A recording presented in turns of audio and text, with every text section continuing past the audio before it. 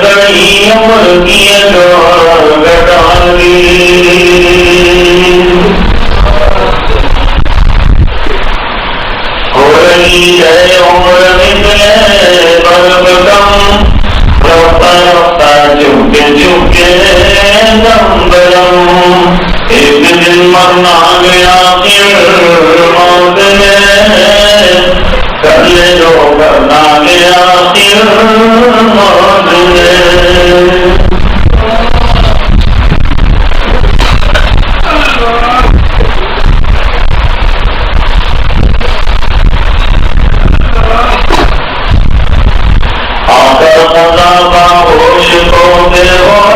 کر گئی اور ہنگامے میاد کو خاموش کر گئی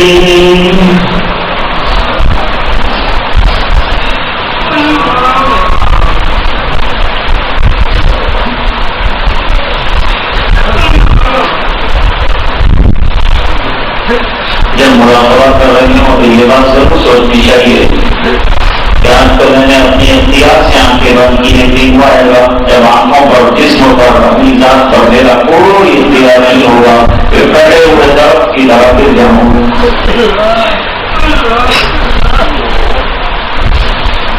اور اس کے بعد کیا ہوگا کچھ میرے اختیار میں نہیں ہوگا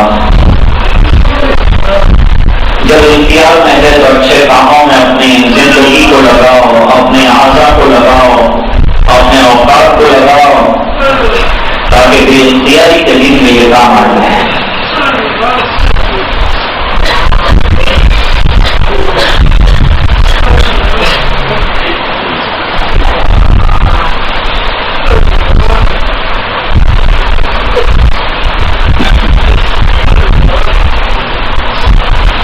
لا الہ الا اللہ محمد رسول اللہ صلی اللہ علیہ وسلم اللهم لك الحمد كله ولك الملك كله ولك الشكر كله وإليك يرجع الأمر كله اللهم لك الحمد كما أنت أهل وصل على محمد كما هو أهل وافعل بنا ما أنت أهل إنك أنت أهل التقوى وأهل المغفرة اللهم إن قلوبنا ونواصينا وجوارحنا بيدك لم تملكنا منها شيئا فإذا فعلت ذلك بنا فرحنا تولينا واهدنا إلى سواء السبيل اللهم آت نفوسنا تقواها وزكها أنت خير من زكاها أنت وليها ومولاها اللهم افتح قلوبنا بذكرك وأسبغ علينا بنعمتك وأسبغ علينا من فضلك واجعلنا من المهتدين واجعلنا من الراشدين واجعلنا من الذين لا خوف عليهم ولا هم يحزنون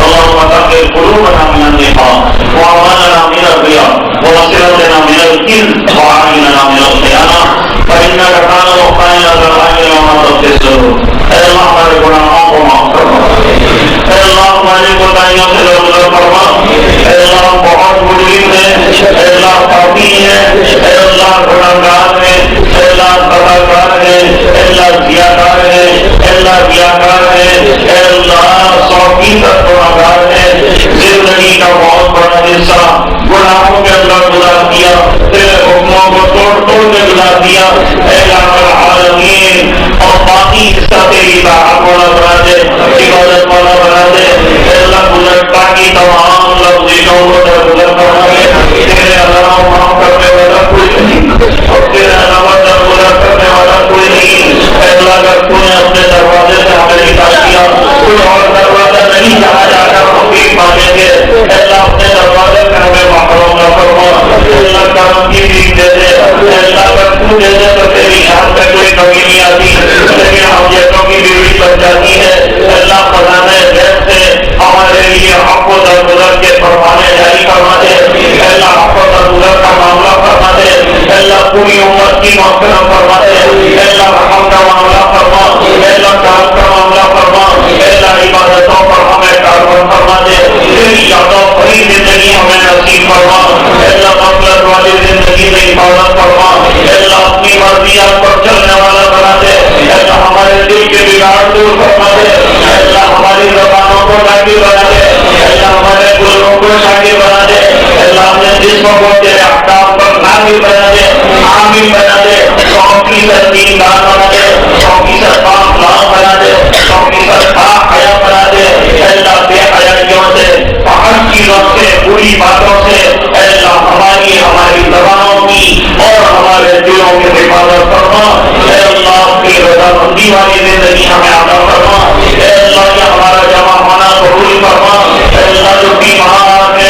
شفا عطا فرما، جو پریشان ہیں ان کی پریشانیاں دور فرما، ایمان پر دنیا سے جانے والوں کی بھرپور مغفرت فرما۔